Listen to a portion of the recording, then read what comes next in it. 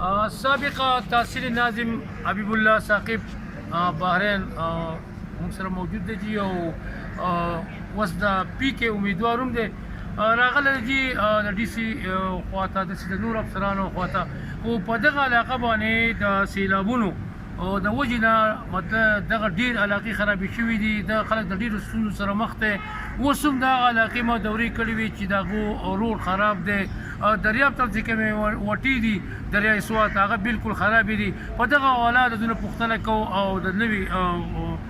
انتخاباتو په اړه څه دونه پوښتنه کوو چې د څه وایي په پروګرام کې یو جان مننه او دا راته ووایي چې د کوم سیلابونو چې راغلي وو نو په دې کې څه ریلیف تاسو ته میلاو شوی دی حکومت څه درکړي په نغدو کې څه درکړي دي یا د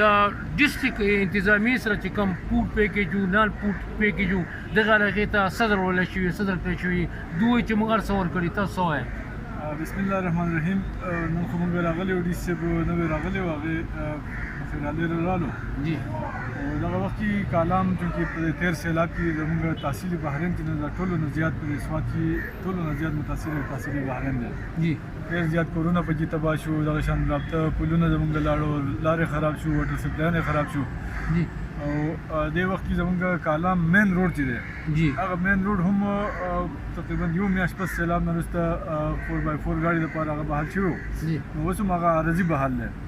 نو موږ حکومت نه دغه مطالبه کوو ډي سي صاحب سره هم ما دغه خبره وکړو چې مارچ نه مخکې که د روډ باندې عملي کار ونه شي او دا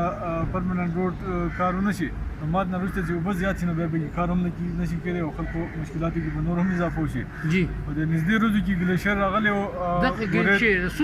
ګورید په وخت کې 2 هفتې د هغې مکمل شو جی او 2 هفتې مکمل شو اوس پورې هغه ګلیشر نه دی کلیر شوی جی نو د انتظامیه ډېر زیات سستي دی موږ وایو چې خلکو ته تکلیف دی او سپیشلی بیا دې وخت کې د واورې دپاره ډېر زیات ټورسټ هم روان دی جی نو هغې ته هم مشکلات دی او مقامي خلکو ته هم مشکلات دی او بل امن او امان حوالې سره موږ ووایو اوس ډي پي او صاحب سره هم موږ ملاوېده دغه حوالې سره خبره کوله دغه بحرین تحصیل کې اغواکاري هم شروع ماشومان خلک اوچتوي او داسې سلسله روانه ده جی موږ حکومت نه مطالبه کوو چې فوري طور باندې دې لپاره عملي اقدامات وکړي شي جی او کوم سیلاب ځپلي تحصیل بحرین خلک دی د هغوی لپاره کوم چې واټر سپلاین زموږ ډیمیج شوی دی یا لارې خراب شوی دی ځینې محلې داسې دی چې یو پل د لاسه هغه بالکل ډسکنیکټ دی نو هغې دپاره د ایمرجنسي پلونو دغه وکړی شي او بیا چې کوم کورونه د خلکو تللی دی هغې دپاره کوم حکومت تعاون کړی نو هغې باندې خو کور نه شي